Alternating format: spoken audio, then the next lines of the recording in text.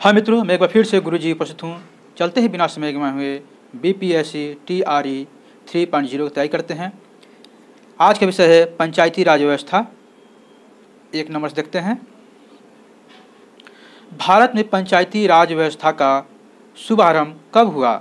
ए 2 अक्टूबर 1958 को, बी 2 अक्टूबर 1959, सी 2 अक्टूबर 1960 या डी 2 अक्टूबर 1961।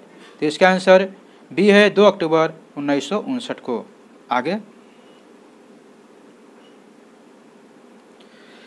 पंचायत समिति में कितने अस्थायी समितियां होते हैं? ए 6, बी 7, सी 8, डी 9। तो इसका आंसर बी है 7। आगे,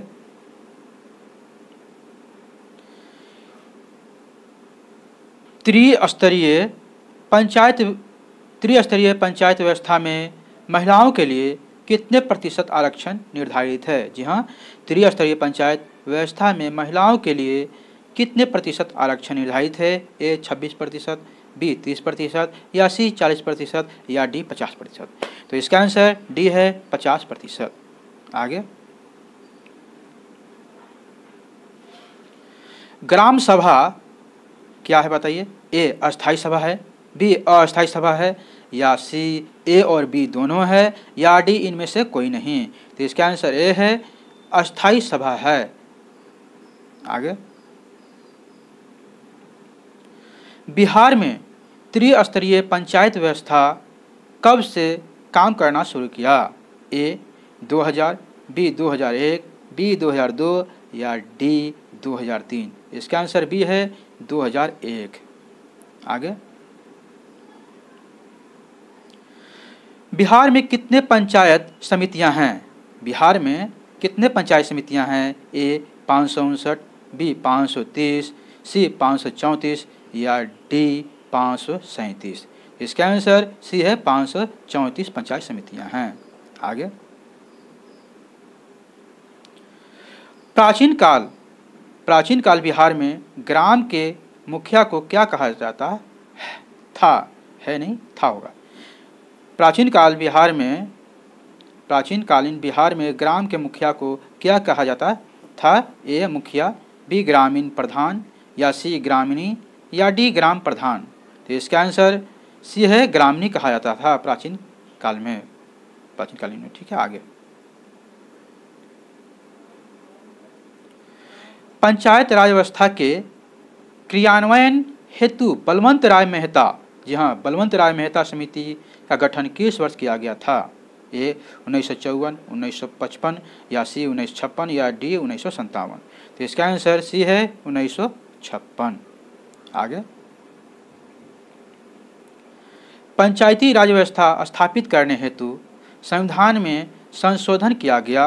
केवल संशोधन किया गया? ए 72वां, बी 73वां, सी 74वां या डी 75वां। तो 73वां किया गया था। इसका आंसर बी होगा। आगे, भारतीय ग्रामीण जीवन का पुनर्निर्माण ग्राम पंचायतों की पुनः स्थापना से ही संभव है। यह कथन किसका है? यानी यह किसका कथन है? भारतीय ग्रामीण जीवन का पुनर्निर्माण ग्राम पंचायतों की पुनः स्थापना से ही संभव है। यह किसका कथन है? ए अशोक मेहता समिति का, बी LS सिंघवी समिति का, या डी महात्मा गांधी का, या डी बलवंत राय मेहता समिति का। तो इसका आंसर बी है LM सिंघवी समिति का।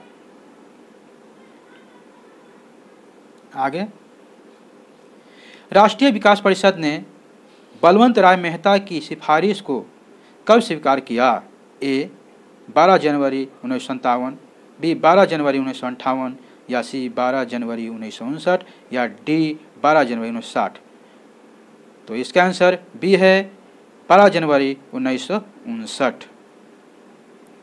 आगे,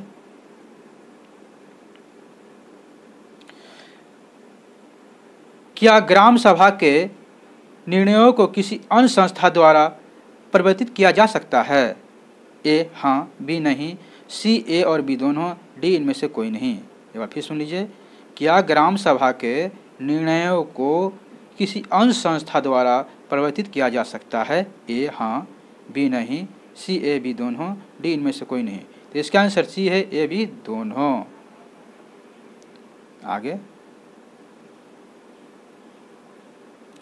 बिहार में कितने जिला परिषद हैं? ए 35, बी 75, सी 38, डी 78। तो इसका आंसर सी है 38। जिला 38 जिला है, इसलिए 38 जिला परिषद हैं। ठीक है, आगे,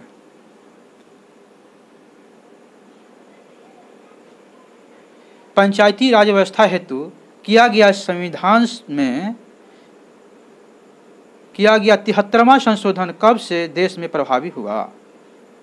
ए 21 अप्रैल 1993, बी 22 अप्रैल 1993, सी 23 अप्रैल 1993 या डी 24 अप्रैल 1993। तो इसका आंसर डी है 24 अप्रैल 1993।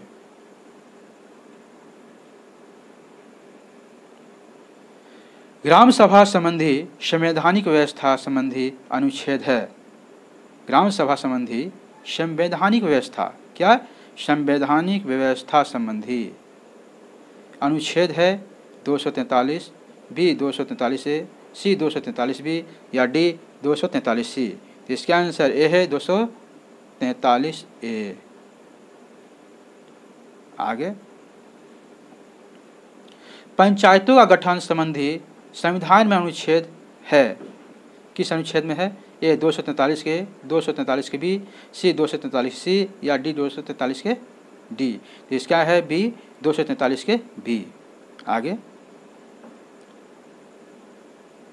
बिहार में ग्राम पंचायतें कितने हैं? ए 8383, बी 8384 या सी 8385 या डी 8386। तो इसका आंसर डी है 8386। आगे, पंचायतों की शक्तियां संविधान के किस अनुच्छेद में है? पंचायतों की शक्तियां संविधान के अनुच्छेद में है, मतलब किस अनुच्छेद में है? ए 243 के जी, बी 243 के एच, सी 243 के आई या डी 243 के जे। तो इसका आंसर ए है 243 के जी में है। आगे, पंचायती राज की सबसे छोटा अंग है। पंचायती राज का सबसे छोटा अंग बताइए कौन सा है? पंचायती राज का सबसे छोटा अंग जिला परिषद, बी पंचायत समिति या सी ग्राम या डी ग्राम पंचायत। तो इसका आंसर है डी ग्राम पंचायत। और यहाँ तक बनने के लिए थैंक यू, शुक्रिया, बहुत बहुत धन्यवाद।